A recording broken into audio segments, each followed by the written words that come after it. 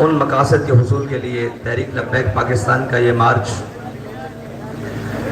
انشاءاللہ اسلام آباد کی طرف ابھی کچھ ہی لمحوں بعد روانہ ہونے والا ہے۔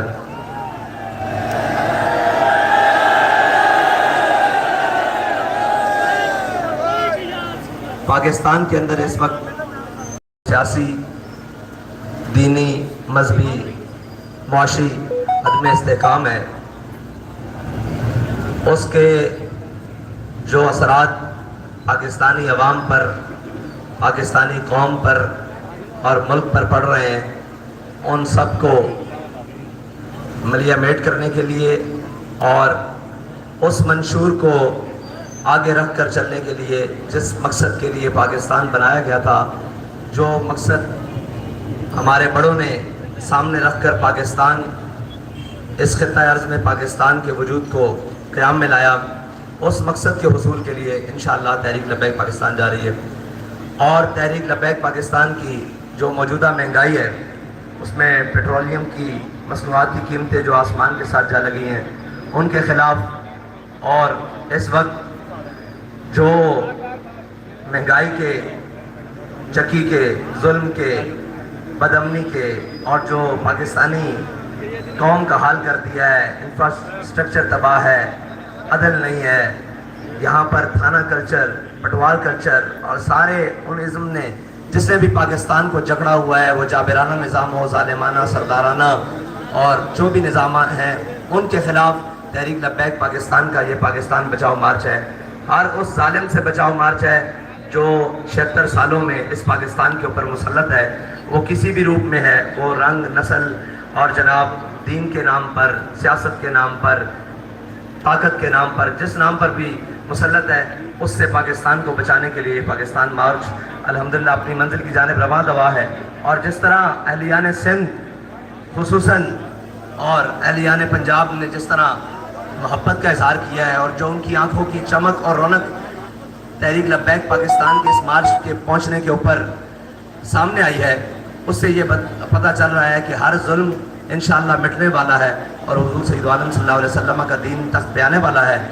اور جو کچھ 76 سالوں میں اس وطن عزیز پاکستان کے ساتھ کیا، اب اس کے احتساب کا وقت آنے والا ہے، اس کے اندر جو جو ملوث ہے اس کے بھی اب مٹنے کا وقت آنے والا ہے، اور انشاءاللہ پاکستان اپنی درست سمت کی جانب، جس سمت کے لیے ہمارے بڑوں نے پاکستان بنایا تھا، اس جانب بڑھنے والا ہے۔ بہت شکریہ۔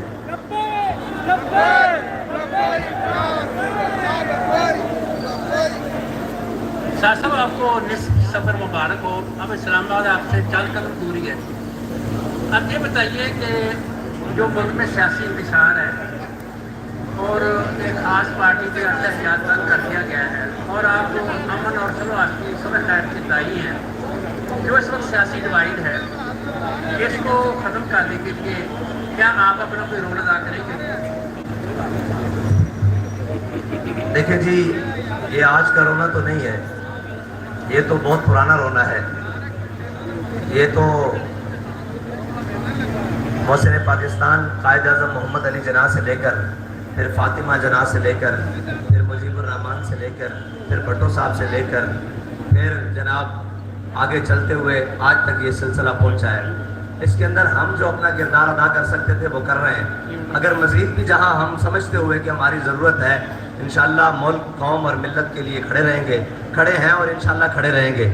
اور دوسری بات ہے کہ یک طرفہ ٹریفک، اس کے ہم قائل نہیں ہیں۔ اگر عدل ہو تو سب کے لیے ہو، اور اگر جناب احتساب ہو تو سب کا ہو، اور اگر پکڑ میں آئے تو سارے پکڑ میں آئیں، اور ایک کے ساتھ کسی خاص وجہ سے یا خاص سے ہم اس کے پہلے بھی خلاف تھے، آج بھی خلاف ہیں، انشاءاللہ آئندہ بھی خلاف ہیں۔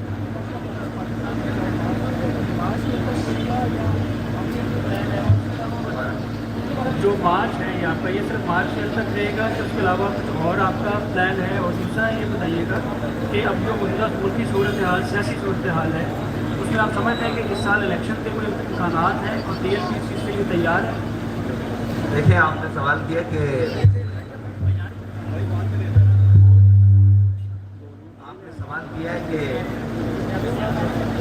ہم مارچ کی حد تک رہیں گے، یا ہمارے مطالبات ہیں، بہت سارے مطالبات ہیں جن میں ایک ناموس رسالت کا سب سے پہلا مطالبہ ہے کہ جو حالیہ گستاخیاں ہوئی ہیں ان کے خلاف بالفور عملی اقدامات کیے جائیں.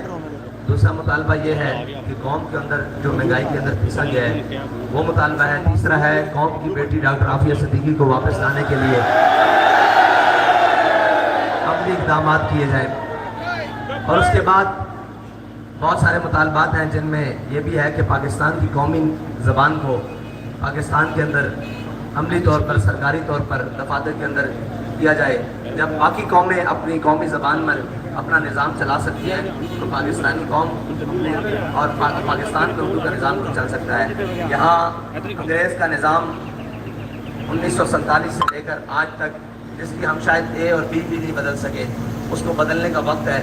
اور اکنامک ریفارمز کی ضرورت ہے, جوڈیشل ریفارمز کی بھی ضرورت ہے, ایگریکلچر ریفارمز کی بھی ضرورت ہے, جو ہمیں ریلوے ریفارمز کی بھی ضرورت ہے. ہر چیز جو وہ ہمیں دے کر گئے تھے وہ اسی طرح سے چل رہی ہے.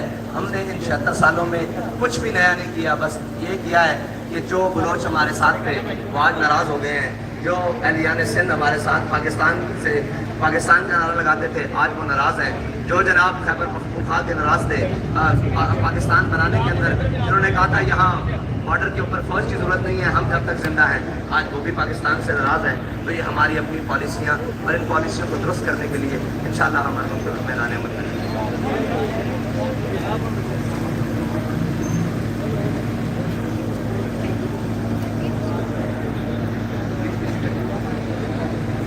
دھرنا دیں گے وہاں پہ اپنے مطالبات بند کر دیں گے,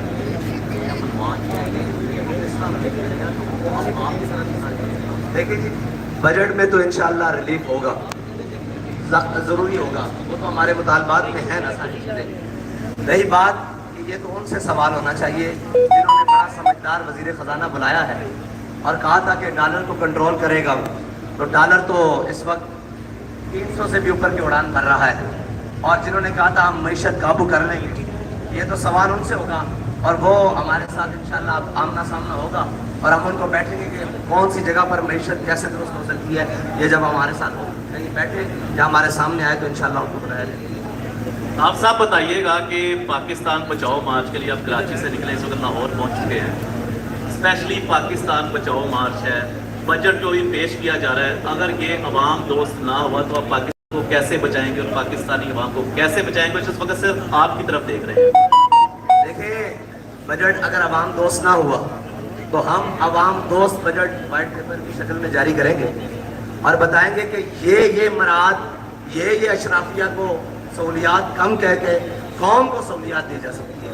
اس وقت 3 بنیادی چیزوں کی ضرورت ہے. ایک ہے قوم کو بھوک سے بچانا. آپ نے دیکھا ہم کئی شہروں سے گزرے, یہ کے اندر 10 بچوں کے والد نے خودکشی کی, ہم وہاں جس دن مارچ لے کر پہنچے. گیا اس کے بعد صحت ہے اور اس کے بعد تعلیم ہے. یہ تینوں چیزوں کے اوپر انشاءاللہ ہماری ٹیم تیار کر رہی ہے. اگر حکومت وقت نے عوام دوست بجٹ نہ دیا تو پھر ہم اس کے مقابلے میں آج بھی اب تیار ہیں وہ ساری باتیں بتانے کے لیے, لیکن وہ پریس کانفرنس میں تو نہیں بتائی جاتی, وہ تو وائٹ پیپر میں ہم جاری کرنے جا رہے ہیں. وہ ساری چیزیں ہم قوم کے سامنے رکھیں گے کہ یہ مراحت ہیں جن کو کم کر کے احساس پروگرام کو ختم کر کے اگر اسمال انڈسٹریز لگائی جائے تو قوم کو بہت ساری سہولیات ملے. بے نظیر انکم سپورٹ کے نام پر قوم پر روڈوں پر اگر نام جناب گھسیٹا جائے اور اگر اسمال انڈسٹریز یا کوئی قوم کو جناب روزگار دیا جائے تو وہ لوگ جن کا 2000 سے کچھ نہیں بننے والا, اس پیسے سے اگر کوئی روزگار لگا دیا جائے تو بہت سارا سہولیات ہو سکتی ہے. اچھا حسن یہ بتائیے گا کہ کراچی سے یہاں تک لوگ پہنچ گئے ہیں تو اس کے دوران کوئی حکومت کے ساتھ آپ کے جو آپ نے مطالبات رکھے ہیں اس سے کوئی بات ہوئی ہے, اور اگر اسلام آباد پہنچتے ہیں اور مطالبات نہیں مانے جاتے تو دھرنا دینے کا پروگرام ہے, کیا پروگرام ہے؟ ابھی ہمارا مارچ چل رہا ہے اور مطالبات چل رہے ہیں. جب نہ مانے گئے تو پھر ہم سوچیں گے کہ ہم نے منوانا کیسے ہے, وہ آپ کو وقت پر آئے.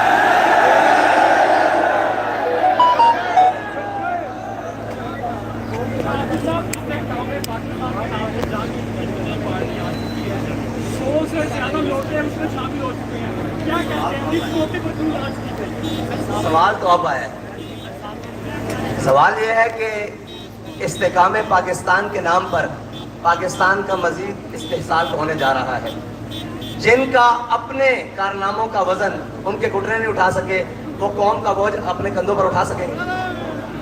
وہ تو بھاگ کر گئے ہیں اور 100 کیا کہتے ہیں قائدین جمع ہو گئے ہیں، اور میری دعا ہے اللہ کرے ایسے ہی ہیلی کاپٹر کی سائریں کارکنان بھی کریں، اور اللہ کرے ان کو بھی نصیب ہو جائے اور یہ بن جائے. لیکن پاکستان کو ایک اور تجربے کی بھیٹ چڑھایا جا رہا ہے، اس کا خمیازہ قوم کو بھگتنا پڑے گا اور پاکستان کو بھگتنا پڑے گا، باقی کسی کے سر پر میرے سر. سر یہ بتائیے کہ آپ کا لہجہ خلاف محفوظ بڑا نرم ہے، کیا مولانا فضل الرحمان کی طرف جو امن و جمہوریت کے قائل ہو گئے ہیں، اور کیا اب آپ مقبولیت کے اور قبولیت کا سفر طے کر رہے ہیں؟ دیکھیں ہمارا لہجہ پہلے بھی نرم ہے اور آئندہ بھی نرم رہے گا، لیکن گستاخان رسول کے خلاف ہمارا لہجہ ہمیشہ گرم رہے گا. پاکستان کے غداروں کے خلاف ہمارا لہجہ ہمیشہ گرم رہے گا. ہماری آنکھیں بھی شعلے نکالیں گی، ہمارے گلشن سے بھی شرارے پھوٹیں گے. آپ نے سوال کر کے منہ نشے کر لیے.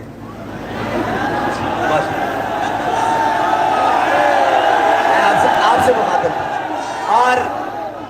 اور ہمارا رہی بات جب قوم کی اصلاح کی بات ہوگی، جب ہم سمجھائیں گے لوگوں کو تو پھر ہم ایسے ہی لہجے میں بتائیں گے. جب عمل کا وقت آئے گا یا کوئی ڈھیٹ بن جائے گا تو پھر ہمارا لہجہ گرم ہو جائے گا. تھینک یو جی بہت. چودھری صاحب آخری سوال یہ ہے کہ 295C پر آج تک کسی کو سزا نہیں ہوئی، اور پاکستان کے اندر بہت ساری گستاخیاں جو ہیں ان کا جاری رہنا ایک افسوسناک امر ہے. کیا جو جس گستاخوں کے خلاف آپ نکلے ہیں کیا اس میں سزا دلوانے کی شک شامل ہے؟ اور اگر 295C کو ختم کرنے کی کوئی بات کی جاتی ہے، جس طرح بین الاقوامی طور پر ہم اکثر سنتے رہتے ہیں کہ ختم کرنے کی کوشش جاری ہے، تو کیا اس کے اوپر آپ لائحہ عمل اختیار کریں گے؟ دیکھیں 295C انشاءاللہ یہ ریاست پاکستان، مملکت خداداد پاکستان ہے، یہ اس میں 295C کبھی ختم نہیں کیا جا سکے گا، اس لیے کہ اس میں رہنے والے تمام مسلمانان پاکستان ہیں اور ہر ایک کا دعویٰ ہے کہ ہم بھی عاشقان رسول ہیں. اور اس دعوے پر دلیل یہ ہے کہ اس وقت تک الحمدللہ 295C پاکستان کے آئین کا قانون کا حصہ ہے.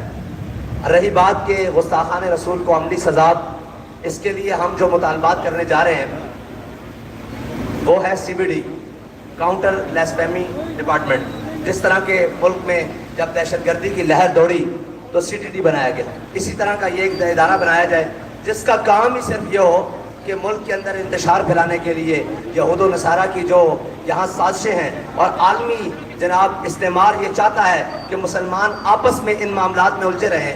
ناموس رسالت پر میں نے کمزور سے کمزور مسلمان کا بھی موقف کمزور نہیں دیکھا. وہ عملی طور پر کمزور ہو سکتا ہے لیکن عشق رسول میں، ناموس رسالت میں اس کا موقف کمزور نہیں ہے. ٹھیک ہے، اور اسی لیے 295C محفوظ ہے. ہاں اس کا عملی نفاذ کے لیے انشاءاللہ ہم یہ مطالبہ کرنے جا رہے ہیں، اور ہمارا مطالبہ بھی ہے کہ اس کا ٹرائل سپیڈی ٹرائل ہونا چاہیے. جس طرح کہ ایک ریپ کیس میں، زینب کیس میں ایک اس کو ماڈل بنایا گیا اور اس کو سپیڈی کر کے پوری قوم کے سامنے مجرم کو سزا دی گئی، اسی طرح جو پوری امت کے غدار ہیں، پوری ملت کے غدار ہیں اور لاکھوں دلوں کو، کروڑوں اربوں دلوں کو زخمی اور چھلنی کرنے والے ہیں، ان کو بھی سزا فی الفور دی جائے تاکہ قوم کا کلیجہ ٹھنڈا ہو سکے. بہت شکریہ.